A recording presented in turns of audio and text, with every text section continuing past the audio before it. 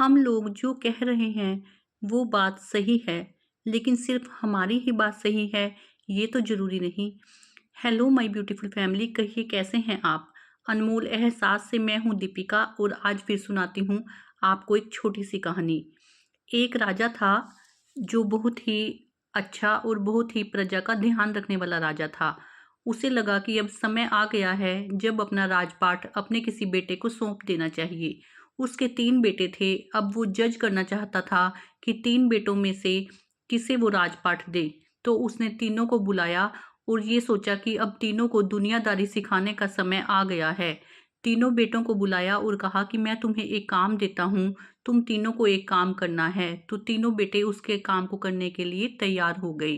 राजा ने कहा कि नगर से थोड़ी सी दूर जाकर तुमने एक पेड़ नाशपाती को ढूंढना है। तो इसमें क्या मुश्किल बात है, सब बच्चों ने कहा। तो उनके पिताजी ने कहा कि मैं तुम्हें एक ही टाइम पर इस पेड़ को देखने के लिए नहीं भेजूंगा। पहले के 4 महीने में पहला बेटा, दूसरे के 4 महीने में अगला बेटा और तीसरे के 4 महीने में तीसरा बेटा वहां पर जाएगा और तीनों मुझे देखकर बताना कि नाशपाती का पेड़ कैसा होता है। तो चलिए अब टाइम आ गया, तीनों बच्चे अपनी अपनी जगह चले गए और नाशपाती का पेड़ देखकर आए।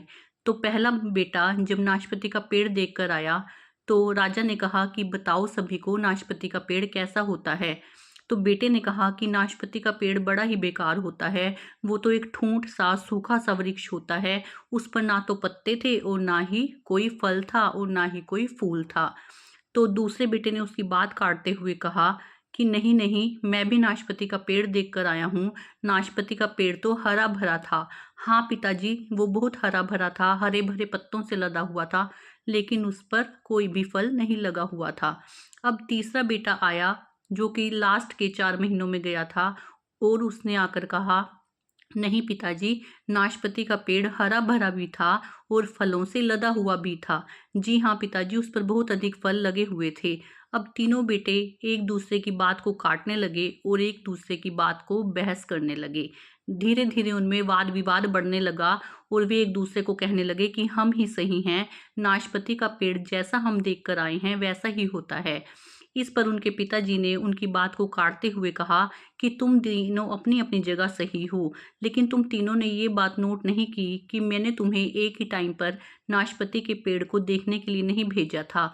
मैंने तुम्हें अलग अलग टाइम में नाशपाती के पेड़ को देखने के लिए भेजा था। तो जिसमें तुम अलग अलग समय में वहां पर गए और तुमने अलग अलग रूप में नाशपाती के पेड़ को देखा।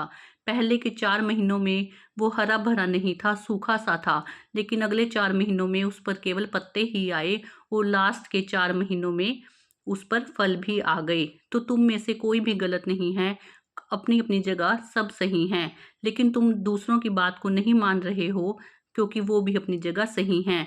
तो मैं तुम्हें 3 बातें इस बात के जरिए सिखाना चाहता हूँ। तो दोस्तों, ये जो 3 बातें राजा ने बताई, इसे गौर से सुनिएगा क्योंकि ये 3 बातें हमारे लिए भी बहुत ज़रूरी है। पहली बात राजा ने अपने बेटों को ये सिखाई कि किसी भी व्यक्ति को, बात को, सिचुएशन को, चीज़ को अगर हम थोड़े टाइम के लिए देखेंगे, उसको थोड़े टाइम के लिए गौर करेंगे, तो हम उसकी सही सिचुएशन का अंदाज़ा नहीं लगा सकते क्योंकि थोड़े टाइम में हमें कुछ खास पता ही नहीं चलता। हम थोड़े टाइम में देखकर उसके बारे में अगर कुछ बताएंगे तो वो गलत ही होगा। दूसरी बात राजा ने अपने बेटों को ये सिखाई कि अगर हम सही हैं तो जरूरी नहीं है कि सामने वाला गलत हो, सामने वाला भी सही हो सकता है। इसलिए दूसरे की बात को भी सुने, दूसरे के तथ्यों को भी स्वीकार करें, दूसरे से बहस मत करें। हो सकता है उसकी बात में भी सच्चाई हो, उसे भी मौका दे अपनी बात को कहने का, सिर्फ अपने बात पर अड़े ना रहें कि हम ही सही हैं।